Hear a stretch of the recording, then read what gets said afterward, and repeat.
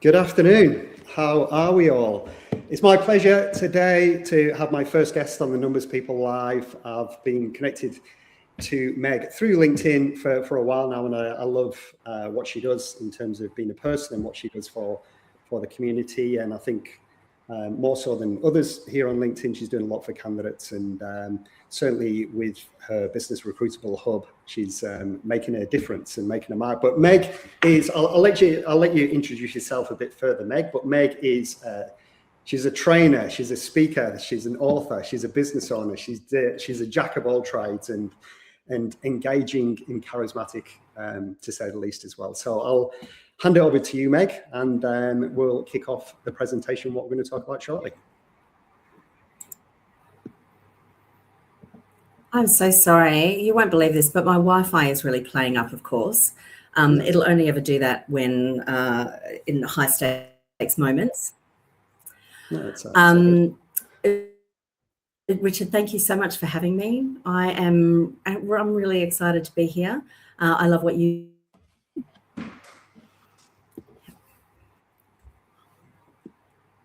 Now, can you see me okay? I can see you okay. Yeah, you just froze a bit there. But look, let's get on with it. Am I glitched? In and out. We'll be good. But like I was saying, I mean, with I think Meg and I are definitely on the same page in terms of helping candidates and getting them over the line. And it certainly is. It's a challenging market. I've been doing this now for 23 years, and it just seems to be the most judgmental place. Being a candidate, you get judged on everything. Sometimes you can't win if you're right-handed. They want a left-hand person, kind of thing. But look, all we can do is impart our knowledge and give you the best chance. And throughout this presentation, which we'll kick off in a bit, the good thing to realize is there's a lot of doom and gloom out there, but there is some positive stories. I was having a chat with a CFO. He's been out of work for 6 months, and he's just secured a new role. He called me up, and I'm genuinely happy for the guy. And it is about persistence. It's understanding that it's not you, it's not your CV, it's not your personality or the way you're coming across. It's just a market of trying to get in at the right time. But look, hopefully with the tips we give you on this presentation, you can take them forward with you and see what we can do. So I think for the sake of time, we'll kick into it. And at the end of this presentation, we'll give you the chance to do a live Q&A at the end. So if you do have any questions, pop them in the comments on LinkedIn here, and Meg and I will get through them at the end of this presentation. So before we go on, have you got anything to say, Meg, before we kick off, or should we kick off into it? Actually, just one thing, and it's a word that you keep using. So in the last couple of times that we've caught up, you keep using the word that just the market at the moment is really bizarre. And I think we do need to call out that the market is it is really unpredictable.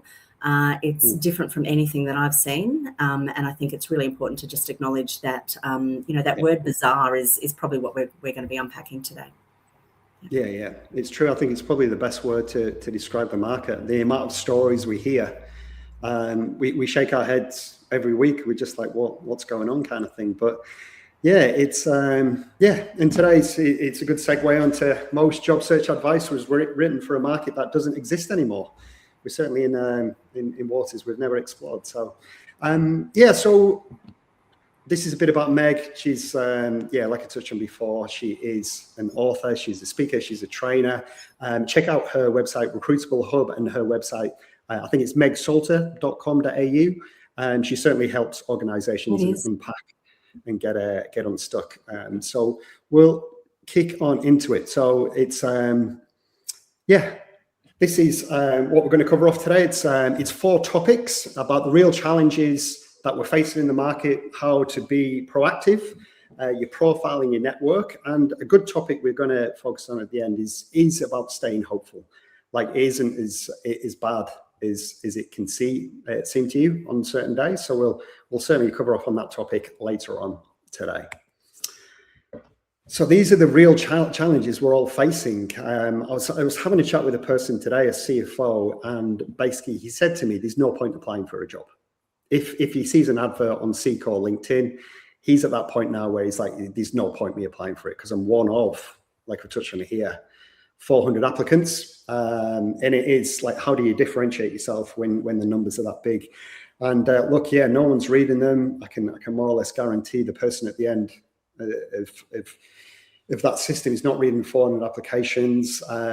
We've got the silence problem that we all know about with ghosting and these long processes. You've heard me over the last few months, 140K level candidates having 6 interviews.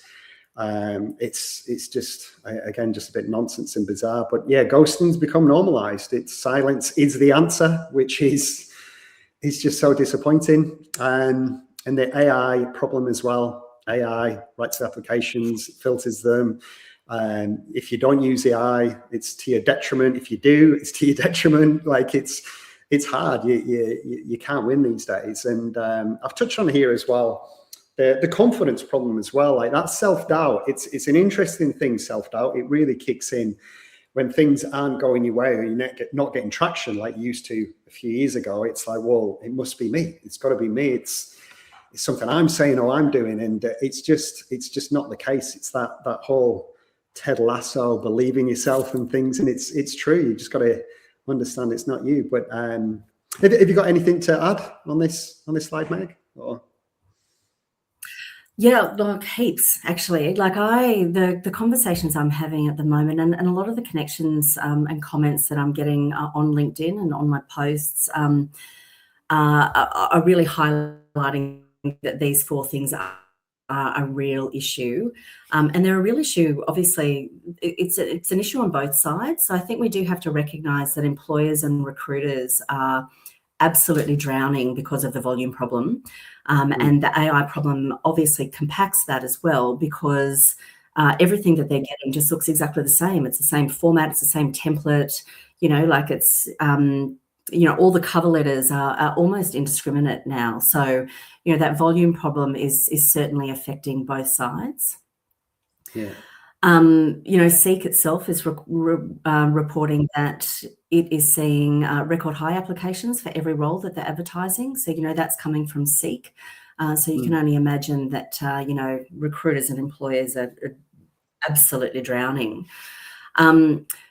This AI problem as well, I'm finding really interesting because, there's so many people who are applying for jobs. The volume problem means that if there's going to be heaps of candidates applying, candidates are obviously getting less callbacks, they're being ghosted, so then they apply for more jobs, which increases the volume. And then recruiters and hiring managers are obviously trying to find solutions and tech solutions to solve that. And whether they're using AI or some sort of, digital platform or ATS, it feels like the parameters are sort of getting shorter and shorter. So, a lot of people are getting that email on, almost like an instant rejection where, 8 minutes after they've applied at, 3:07 on a Sunday afternoon, they're getting this email that says, we regret to inform you after careful consideration that, you're not the best candidate. You won't be going through to interview round. It's like, well, actually, no one's looked at that. So, so how do we actually break through that barrier as well? So there's certainly sort of an AI and a tech issue there. And just the confidence problem as well. So many people are saying all they need to hear from me is you'll be fine, you'll get a job, really. Yeah. And, there's that real lack of hope, which, I know we're going to touch on empowered. They don't know what to do. They don't know how to get through. They know that they're a perfect fit for these jobs, and they're not even sort of getting a call back. So, the challenges are real, and it's not about the candidate's capability at all. Yeah. Oh, I 100% agree with that. Yeah. It's not there. It's not them. It's like, it's not you, it's them. It's like a dating thing. It's not you, it's not me kind of thing. But yeah, it's an interesting one. And I think the challenge with tech as well, it's been like, we've got to be ahead of the curve, and we're trying to automate recruitment, and it's just not as easy. I mean, in effect, we've overcomplicated it, right? It's made it extremely challenging for everyone involved. And probably the best story, I've seen this over the last couple of months, you've probably seen it, Meg, where the guy who gets the email from his company saying, "Oh, look, thanks, but no thanks," and he replies, "I've been working here for a month." So I don't know if you've seen that email. So no, I saw that. It just shows I saw that. Yeah, it's like, I mean, it's thing like I was speaking to a candidate a couple of weeks ago, and they got a rejection email 6 months after he applied for it. He's like, "I can't even remember applying for that job." 6 months, and I was just like, it's just interesting. I think who are these people? I know. Yeah, I mean, we try to make recruitment easier, but in effect, we've made it way too complex for what it is. And I think we're all seeing that. But the challenge is how. Listen, how my back. Sorry, go on. Yeah. Do you know, my bugbear is I actually think that the process is broken. I think hiring doesn't work.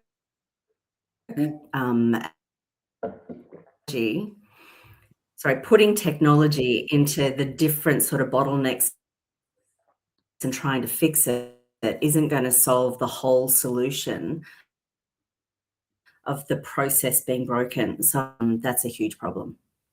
Yeah. But it's, I think the challenge as well, Meg, I keep cutting out in and out, don't I? Yeah, just, it's not too bad. We've still got you kind of thing. So it's all good. But yeah, I mean, I think the challenge as well is how do we unravel it?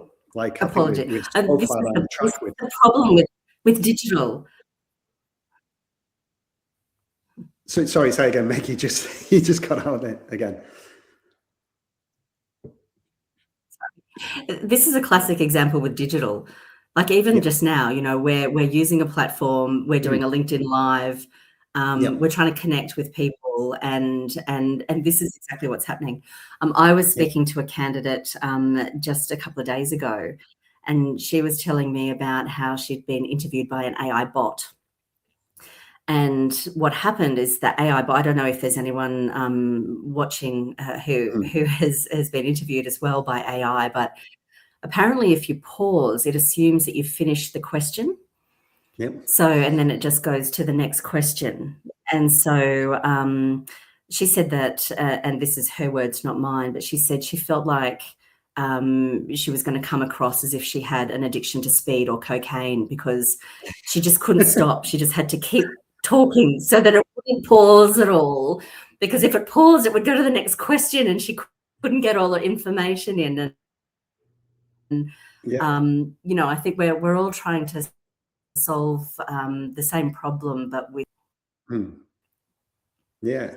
it's I mean, it fascinates me, Meg, that companies think like one-way interviews are the answer. Like, I think we spoke about it before, Meg, and maybe the guys who went through this was about a year and a half ago. It was, I won't mention the title, it was a 300K level role, and they got approached on LinkedIn, and then there was no conversation, and then they got sent this AI interview, one-way interview. So it was like this thing, and it had, they had to answer 5 questions, and they only had 60 seconds to answer the question. And there's still no phone call or conversation with anyone in that, like a human conversation. So they did it, but 60 seconds isn't long to give an answer. And to think, right, how can I get my answer into 60 seconds? And it's ridiculous. And in this company, you're relying on it. And this company are a huge, big global brand. And I felt like approaching them and saying, do you realize what you're doing to your brand, kind of thing? But yeah, it's just fascinating that companies think, oh yeah, that's the answer. It'll minimize time and automate things for us. But in effect, it's having a negative impact on them, kind of thing. But yeah, it's interesting. But anyway, for the sake of time, let's crack on. So how to be proactive when nothing's moving. And I think a lot of candidates feel this way. Like, I was having a chat with a guy this morning. He's been active for a good couple of weeks, and he said the market's just dead, isn't it? And it's and it is quiet, depending on obviously the level of role you're looking at. But look, I mean, with these tips, we're going to talk about, it's just about giving you, I guess, some goals and something to focus on, because the market is quiet. It is a bit gridlocked, but there are opportunities out there. Like in the recruitment world, we speak to a lot of candidates, and candidates are still getting jobs. So it's not like it's a completely completely dead market. And yeah, like I touched on up the top there, the people who get roles in this market don't wait, they move. And so, yeah, with these points, do you want to go through these, Meg, or should we do a couple each? You still with us, Meg? You still with us? Do you know what? I'm just going to jump out and come back in again. I won't be. Okay, no problem. I'll kick off with this. So what we've been doing with a lot of candidates, helping them is focusing and giving it a real focused effort to it. So building a target list of having a list of the companies that you want to work for. And for some of you, you might be in a certain industry like FMCG or manufacturing or whatever. But I think in this current market, the probably easiest port of call for you is trying to stay within your industries. I mean, if you know me, the whole industry experience thing is one of my biggest annoyances of living and working in Australia. If you don't have the industry, you don't get a look in. But in the current market, I mean, if you're out of work, the probably easiest port of call is to stay in that industry. So start working on a list of companies. And the best thing with AI as well, I know we were kind of slagging it off a bit.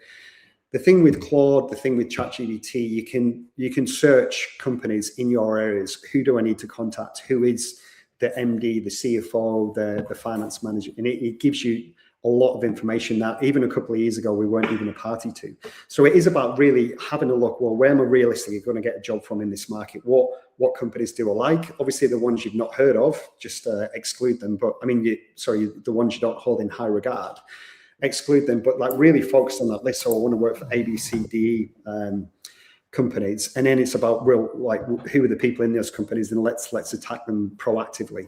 Like even if they don't have a job advertised, with emails as well. I did it. I think on the second episode of the Numbers People Live. There's some really good tips about how to approach people directly, and it leads me on to the go direct where you can. Like I touched on before, if you see a job advertised, you are one of a few hundred. So if you do get who you perceive to be the hiring manager of the role, there's a lot of these companies that they call email hunters, and you could type in there Joe Smith at XYZ, and it gives you the email. They are free as well.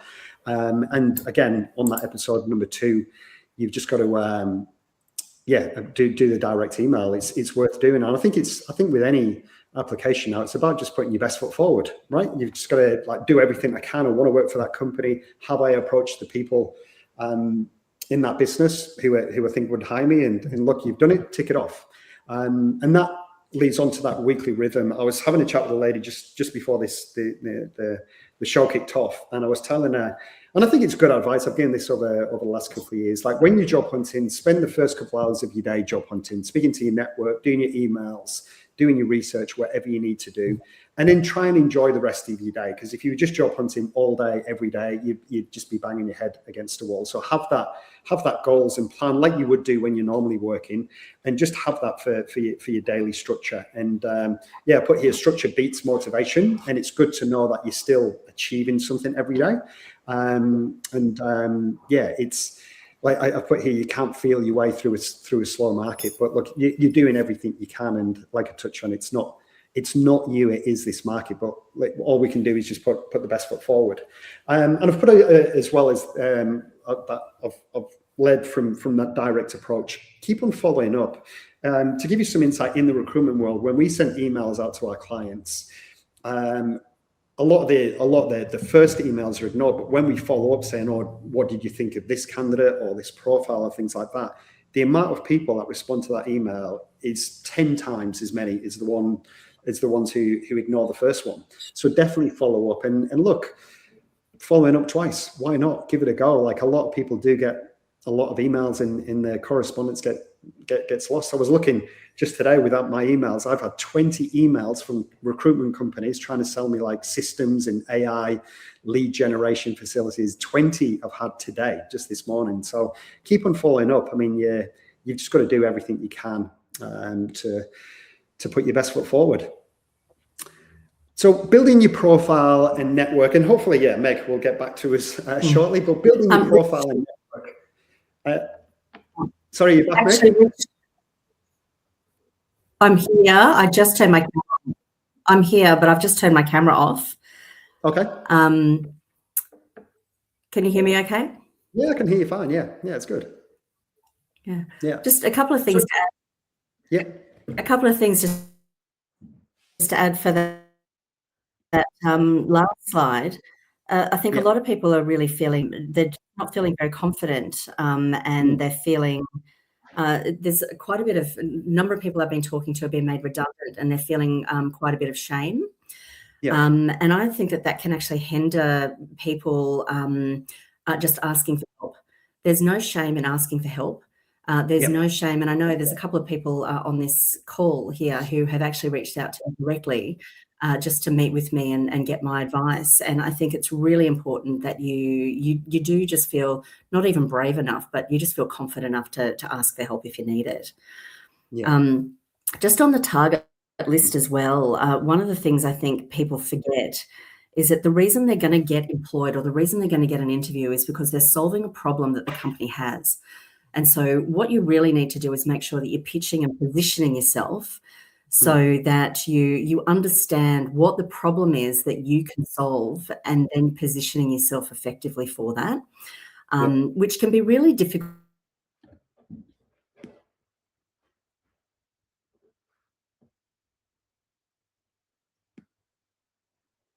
Hello, Meg. You still there? Hello, Meg.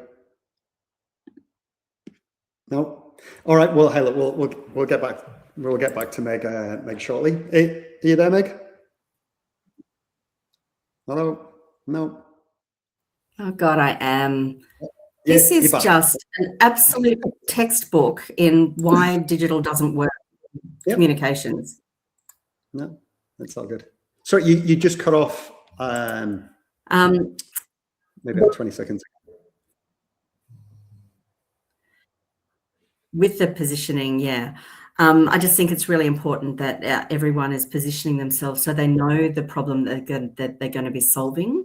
Like, what is the solution in terms of, who you're targeting, why you're targeting those people, why you're following up. You just have to really very confidently keep, reminding whoever it is that you want to work for that you are a solution to a problem that they have. And just lastly, with that weekly rhythm, I think, you're right. Everyone's banging their head against a wall at the moment. So making sure that you include something that makes you really happy. It can be anything: painting, walking the dog. You can, go to the pub on a Friday at lunchtime, which you wouldn't be able to do if you're working. But do something that does keep your spirits up and makes you feel happy. Yeah.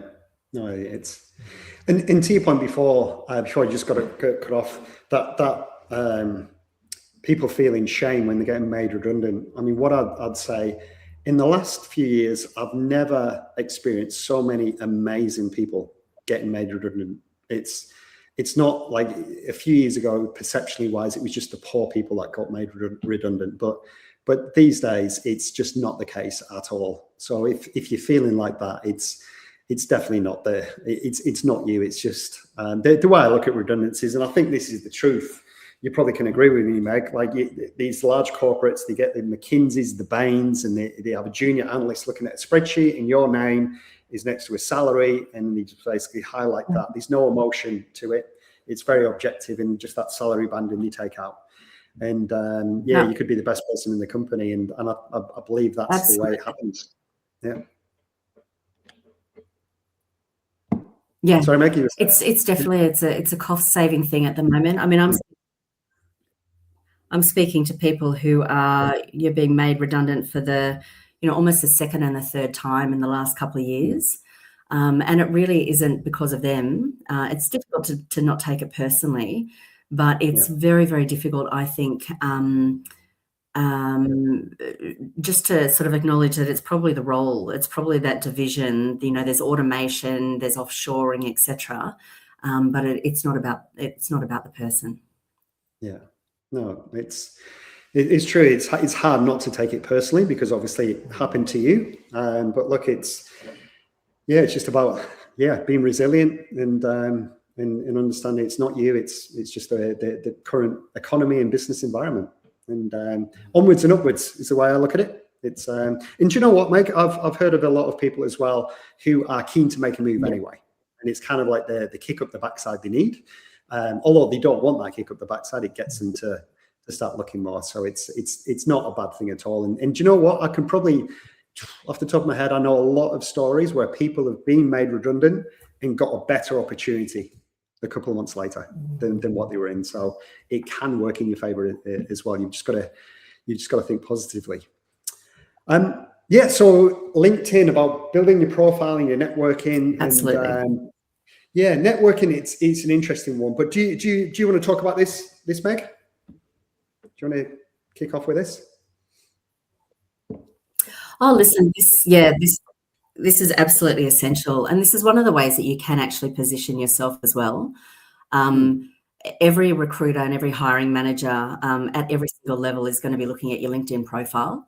So you do need to make sure that you are active on it. Like if you are job hunting or if you're not working, being active on LinkedIn is one of the best ways to let people know that you're still active. And, you might not be working for a particular company, but there's a million things you can be doing for yourself anyhow. So being active on LinkedIn is brilliant for building out a network. I mean, Rich and I found each other on LinkedIn. I've made heaps of connections. I can see that, Annie's on here, Brahmi's on here. So, there's a whole host of people who, I now have in my network that I've literally just found from being active on LinkedIn. But I think with this LinkedIn, like writing from experience, making sure this is a perfect opportunity for you to be able to position what your expertise is. I know that there's people who work in, say, areas like, diversity and inclusion. If you have a particular sort of area of expertise and a lot of knowledge there, then you almost need to put that intellectual property out in posts. And I think, Rich, to your point, writing one post a week at least, which is a real story, a lesson, honest observation, something that only you know and is from your experience, will actually help you get found. Yeah. Definitely engaging more than you post as well. So making sure that you are, working out who's in your network, and in particular, if you've got your target list, who is it that you're targeting? So start to connect with those people, start to, comment and like or celebrate their wins as well. But apparently on LinkedIn, it takes about 11 times for someone to see your name before they feel like they know you. So don't feel that you can over-engage on LinkedIn, I guess. It's really difficult to stalk people on LinkedIn. You can do it on Facebook and Insta and TikTok, but on LinkedIn, you've got to engage. And then obviously with our, one coffee a week. So, whether it's real or virtual, but just making sure that Rich and I have been having old school telephone calls, which is, I don't know, it feels very 1980s. But, just making sure that you're connecting with people and you're really putting yourself out there. LinkedIn is a great place to do that. But the way I sort of think about it is, and Daniel Priestley actually talks a lot about this, but, there's luck. And in the job search, there's kind of dumb luck and there's strategic luck. And the dumb luck is when you're in the right place at the right time. The right company posts the right ad at the right time that you're looking, type of thing. But more strategic luck is where you give luck more surface to land on. So you're out and about, you're volunteering, you're catching up with people, you're letting people know that you're looking, you're actively asking for help.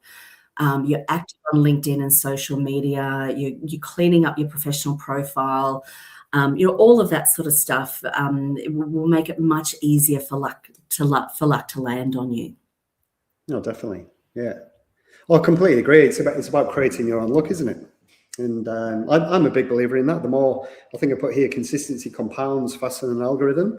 And talking about, I don't know if I've told you this story, Meg. I was telling it to a candidate this morning. I think it's a great networking tip. So a few years ago, I knew a CFO, and he got his job through catching up with an AP manager from a role 3 roles ago. So his theory to networking, it isn't just your peer group or people more senior than you. It was like that accountant who worked with in that last company, oh, Dave was great, I'll give him a call, kind of thing. And yeah, I think it's a great story. So he met this AP manager from 3 roles ago who was brilliant for him. And she said to him, oh, yeah, great to catch up. They had a coffee and she said, oh, look, I think we're looking for someone like you. And in the conversation went from there, and he got the CFO. I was speaking. And it's a great story. I was speaking to a guy that I was working with quite closely. Oh, can you hear me? Yeah, I can hear you. Yeah, all good. I was working with a guy who was at KPMG. He was a management consultant, and he was working in a team and a project that I was leading, and he was absolutely brilliant, but he was made redundant a week before Christmas last year. He reached out to 14 people. I was very gladly one of them, but 14 people in his network, and he had beers with them. From those 14 people, he got 11 introductions. He had 4 interviews, and he got 3 job offers. So he was employed by mid-January. So those stories happen all the time, but it is about making sure that you're building your network and you're using your network as well. Yeah, and that's the thing. I think the thing with LinkedIn as well, people do underestimate how good it is. So on my LinkedIn, I've got access to a tool I have called Sales Navigator. I don't know if you've used this, Meg. And you can click on there, and I can click on my first connection. So I've got something like 12,000 connections, and it tells you who has posted on LinkedIn in the last 90 days. How many do you reckon I've had out of my connections posted in LinkedIn in the last 90 days? 267 out of 12,000. So people, I mean, my audience is finance people. So yes, the more conservative, they don't want to be too opinionated publicly, kind of thing. I mean, that's the perception out there. But it's like the point about engage more than you post. Thoughtful comments. I get more impressions on my comments than I do on my actual posts. So if you're, say, in my field of finance, and you see a finance person do something and you put a thoughtful comment, guess what? People are looking at that comment and, oh, who's this person, kind of thing. And yeah, just don't underestimate it. I think there's just not many in the finance field who are posting on LinkedIn, and it's just such an underutilized tool. But yeah, if certainly if I was out of work, I'd just be posting a lot more comments and trying to come up with some stories and post myself. I think it's a great tool to use, and not to discount it on your job search.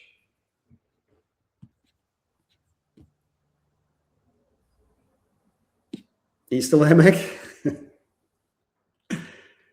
No, I think just one last thing on that, actually, Richard, is I make sure that you're real on LinkedIn.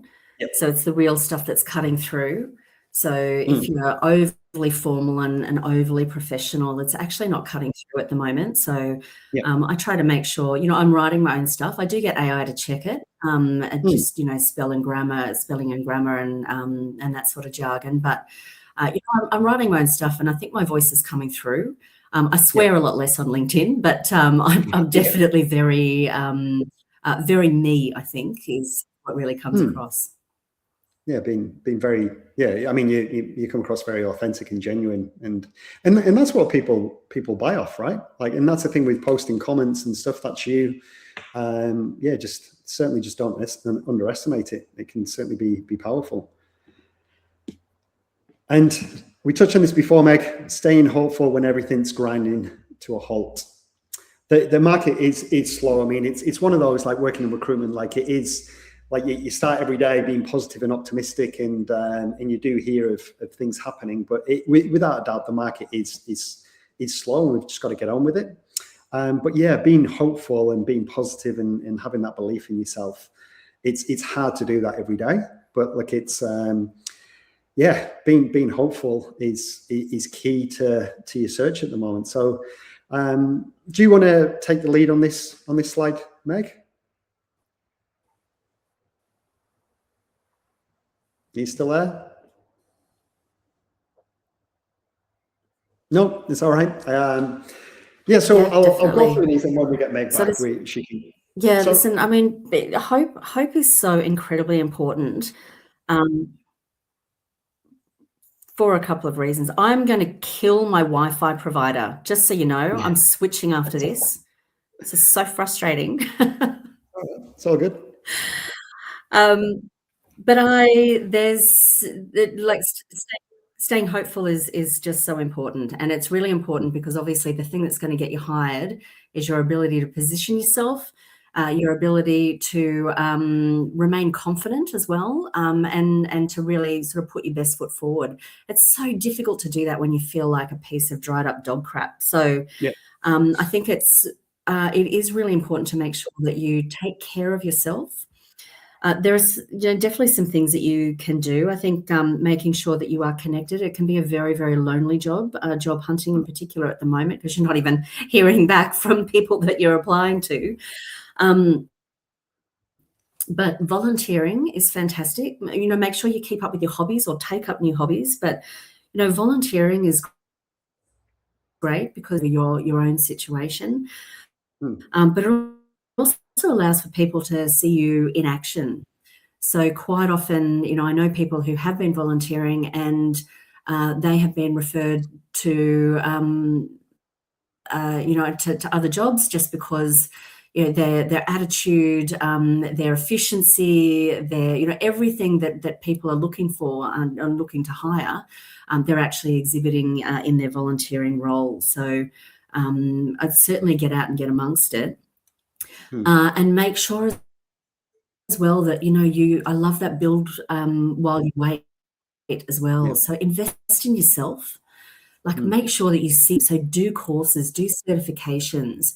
Like if I can give you one tip, learn AI.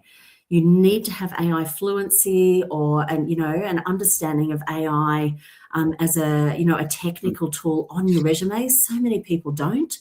But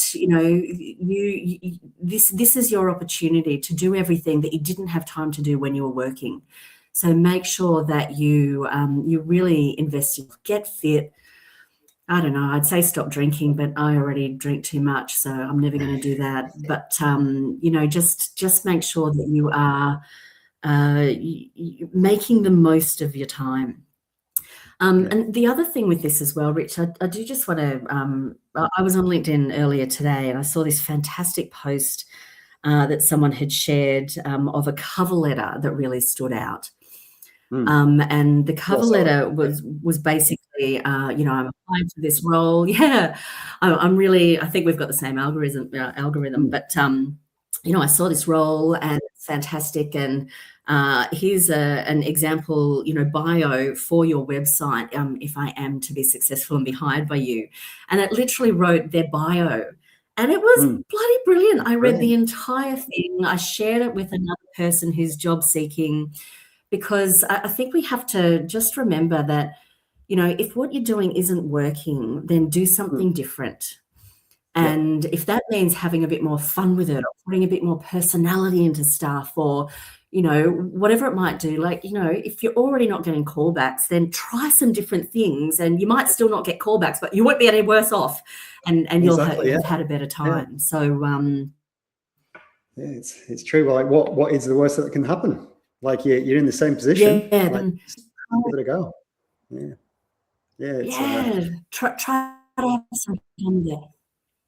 Yeah, no, it's true, and as well about finding your peers. I was having a chat with a guy, and he went to a recruiter event. It was like a breakfast briefing, and it was for CFOs in Sydney, and he went there, and he said he met maybe 14, 15 CFOs like him, and he said they were all brilliant, all out of work, and he said I just couldn't believe it. I just thought it was just me. So he swapped details with them all, and they're catching up for coffees and beers and things like that.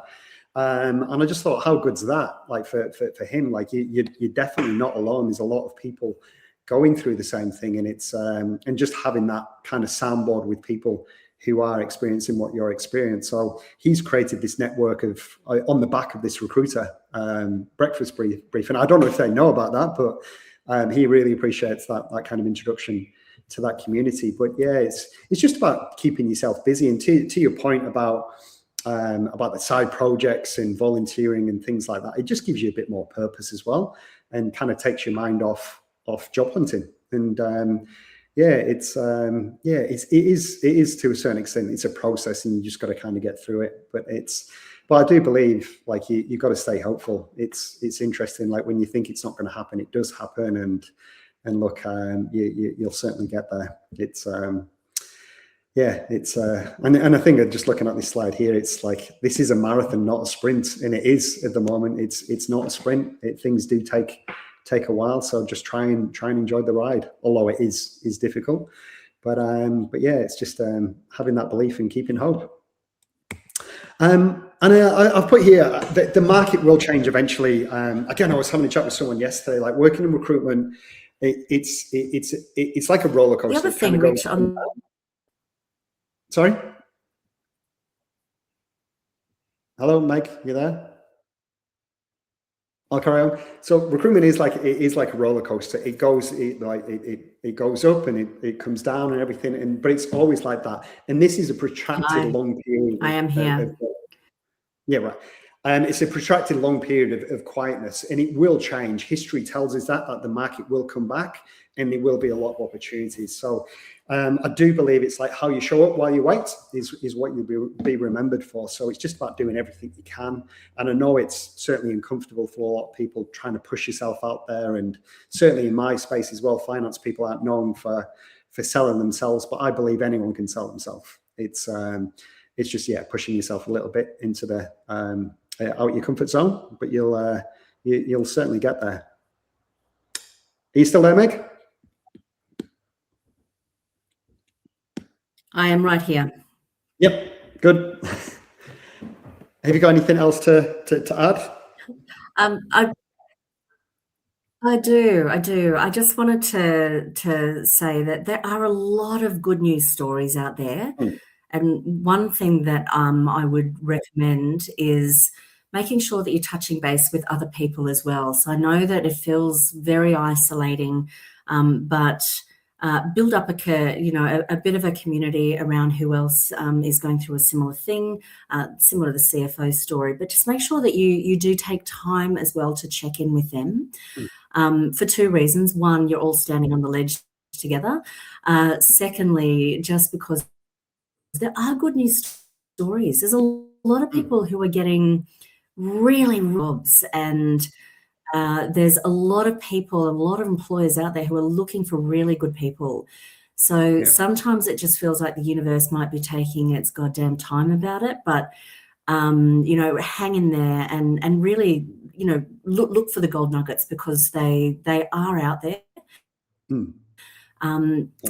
So it's not all doom and gloom. Yeah. Oh, look, I mean, every week I speak to a couple of candidates who've secured a new job, and I'm genuinely happy for them. And hopefully that's going to happen for you as well. That's the way you got to look at it. It's your time is coming, and it's just getting through this tougher time. But I'm sure we all will. It's not just about an individual thing. But I added to what you just said then as well, Meg. We've just got to reach out to people and make that phone call, and remember it's not just about you, it's about other people. And we've just got to be a bit more human, right? I think we've just bogged down in this tech and emails and texts and things like that. We've just got to put a phone call into people every now and again. And that's we've just got to be a bit more human, right? Like we were just a few years ago. So but it's interesting times. But and before Q&A. So we've had a few questions come through here. Can you see these questions, Meg, on the side? Are you still with us, Meg? I can see them. Yep. Cool. And I'm here. Fedra, I'll post the cover letter on my LinkedIn shortly, so just after this, so you'll be able to find it there. It is absolutely hilarious, and one of the best cover letters I've ever seen. Yeah, it's great. Yeah. There's a question here that's come through. How do you position yourself to address the company's challenging, what the company's going through, without making them feel like you are saying things that they already knew? So I think, it is a bit tricky, but you've just got to try and get as much information on that business. Like, say they're selling off a business, is that due to economic conditions or whatever? But it's about applying your experience to them. So if you've gone through, say with that example, you've gone through a disposal, or you've acquired a business, and what happened through that. If you can talk about your experience, so in that profile part of your resume at the top, you can talk about what you've done with whatever example it is. Again, tools like especially Claude I find better in terms of research of the company. Tell me the latest news, what's going on with XYZ kind of thing, and it'll tell you about what's publicly available on that company. And it's just about trying to get those like snippets of information and in highlighting that in your resume. So if you think they're going to have this challenge in the next 12 months, well, this is what I can do to add value. But look, it's certainly trickier with private companies to try and get that information. But look, it's just about, any bit of information you have, just try and come across as value add, and I can help you with this. And yes, they already know that, but do you know what? It's a differentiator. It's like, oh, well, this candidate's actually done a bit of research and wants to add value here. So that's, again, it comes down to just try and it's finding that angle into that company and differentiating yourself. But look, if you have any more questions about that, message me directly as well. Yeah. I'll give you a call later on today. And there's a comment here. A lot of what we're talking about today is particularly difficult for finance candidates. It is, but we've got to try these things. Most finance candidates are doing the same thing. I did, and to that point, the person who asked that question, to that point in my first episode about resumes and CVs, I put like a video thing where you can attach a video. I still, to this day, I've not seen any finance candidate do a video on a resume. But look, I think the world's going to change when it comes to resumes. I think video will be a lot more prominent in the future. So I think if you can do it and add that to your resume, would I click on it? If I see a video linked, like an intro, I'd definitely click on it. And I'm sure my peers in the recruitment industry would. But it's certainly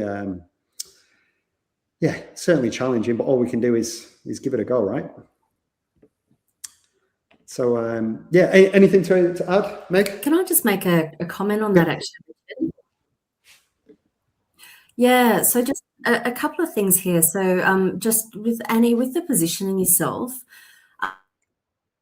I think it might be difficult to position yourself in terms of skills, but it isn't in terms of attitude. So I actually think that it's almost easier to stand out in some of the sectors where people always do the same stuff, because I call it polishing the turd. So if you can be a little bit different and you can really marry up why not just your achievements and your experience might be good for them to hire you, but your attitude and why, your particular values and how, what you might bring to the organization in terms of, a value set is definitely something that you can lean into. And I will say, after having read zillions of finance resumes, they're all the same and they're boring. So it can be very easy to stand out in some of those markets. Elizabeth, just in terms of the positioning yourself, just to Richard's point, you've got to do your research. But all you need to do really, it's actually very easy to position yourself, because all you need to do is work out what they're looking to do. There's a lot of trends at the moment, digital transformation, change management, resilience, adaptability, AI fluency, there's so many trends that are going to be very, very similar over the next few years. All you really need to do is find a couple of achievements and a couple of, sort of notable moments, career highlights link them to what is going to be quite common, to what a challenge is going to be for companies that you're applying for. And it's not patronizing, it's positioning yourself as someone who can help them solve the problem. So, they're going to be going through a lot of change. Well, this is where I've actually done a lot of change. I know that you're probably going to be, going through quite dramatic and rapid digital transformation. This is where I've done that in the past. You're probably going to be implementing AI. Guess what? I've just done an AI course. Like that's how you can position yourself. So you don't have to say, hire me and I will make you, I'll increase your revenue by 13% over the next 2 years. Yeah. It's really just positioning yourself as the person that they need to have. And that's what the majority of people don't do. They're just putting out a laundry list.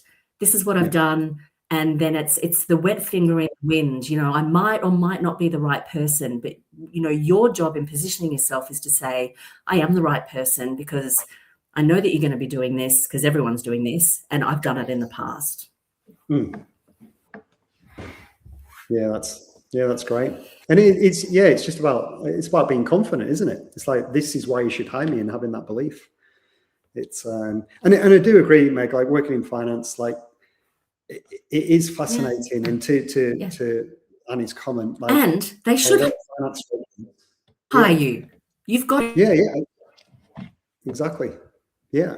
And it's but I was going to just make the point with finance resumes. They are very, very similar. And whether that's because we have to make it more professional and more formal, but yeah, I mean, I didn't tell you this, Meg. I spoke to this one guy, and he said he's colored his resume. He's made his resume pink to stand out. So not a white background, it's got a pink background. And I was like, why not? Hey, like it's a differentiator. I mean, like if there's a pile of applications and one of them's pink, would it work? I'm not recommending you do that, by the way, but again, it's just something different. And he said, "Oh, look, I just want to try it." And look, I'll let you know how that guy goes. I mean, if it works, I think we'll all have to start having colored resumes. But it's just interesting times, isn't it? It's bizarre, but look. It's a bizarre time. I'd highlight a yellow, actually. That'd be my color. Right. What, so you do yellow ones, or you'd recommend that? You there, Meg? That's what I'd do, because that'd really stand out. One other point. Oh, can you hear me? Sorry. One other point is just don't leave it too long to apply for jobs. Yeah. So I think if you're waiting too long, you accidentally end up down the bottom of the list. So if you see a job you really want to apply for, do it as quickly as possible. The way I think about this is it's a little bit like on The Voice. Like, I am addicted to the blind auditions. I absolutely love them. Blind auditions and a bottle of wine in front of the fire is my favorite evening. But it's really interesting to watch, how excited the coaches get by amazing voices at the beginning, and they start to fill their teams. And then, they've only got one left, one spot left. But they've kind of already made their decision by the time you get the amazing voices at the end. So you kind of want to be at the top of the pile. So certainly don't leave it till the last minute. You want to make sure that you are, you're the first voice that they hear. Because we all know that, these guys just want to make a decision about who they want to hire. And so they're going to be looking through the first people that come through and trying to make a decision. So you're much more likely to be considered favorably, I guess, if your voice is at the top. Yeah. It's a true point, Meg. I mean, it's interesting. I saw a thing, this was a few weeks ago now, and there was this company that advertised a role on the Friday, and they turned the advert off by Monday afternoon. And I was like, and in the comment was something like, they posted something like, "Oh, we've got enough applications." And I was like, well, what happens if you're away that weekend? Like, what happens if you're the perfect candidate and they've just stopped applications after 3 days? So yeah, it's a bit bizarre, isn't it? So you basically discounting anyone who missed that weekend of looking at your job. But yeah, it goes to that first in, best dressed. But look, if you do like, I just carry on with this point, Meg, if you do miss where you see job applications finish, again, that direct approach, do everything you can to try and reach out to that person internally you think is hiring that role. Like, there's no harm in sending an email to that person. But no, I'm just checking here. Any more questions? I don't think there is. But look, if you want to connect with Meg, you did see her initially on the show. She's one of the best in her field. So I've put her LinkedIn post here. Meg Salter, if you find her on LinkedIn, there you go. She's back. And but look, if myself or Meg can help in any way, just feel free to reach out to us. Look, we understand what you're going through, and to stress, look, you're not alone. It's not just you. It is this market, but you'll definitely get there. And like we touched on throughout this, we are hearing some great stories as well. It's not like no one's getting a job. There are opportunities out there. So it's just about, believing in yourself and getting on with it and being positive and optimistic. And that's all we can do. No, it's good. So I appreciate you doing this for us, Meg. I know your time is precious, and but look, I'm sure we'll have another episode in the future as well. Thank you so much for having me. And I'm going to be going to change my internet provider immediately after this call. But I do think that, if we are going to find a silver lining in the dark cloud, I've just actually illustrated the problem. Technology isn't going to fix anything. It is going to be human connection. As AI comes out, as robotics take off, it's all going to be about that human connection. So if I can say something, just make sure that you go and get amongst it. It's really, really important that you do focus on that connection, because that is what's going to get you hired. So technology sucks, in particular for me right now. But Rich, thanks so much for having me. And I am available if anyone wants to reach out. I'm always here to help. Excellent. No, I really appreciate your time, Meg. And like I said, if you want to connect with Meg, check her out on LinkedIn and her website. I think your website is what, megsalter.com.au? Is that right? Yeah. And look, so next week at megsalter.com.au. Yep. Yeah, cool. Excellent. And look, next week I'm going to talk about salary, what to say, when, and what never to say first, and some tips about how to get you a pay rise. So I've got some interesting topics to cover. But look, like I said, really appreciate you giving your time, Meg. I know you're a busy person, and I'm sure we'll have you on the show again in the future. And despite the tech issues, I'm sure we've got some good points across. And like I said, if you want to contact myself or Meg, feel free to reach out. And have a great Friday, a great weekend. And thanks again, Meg. And we'll chat soon, hey?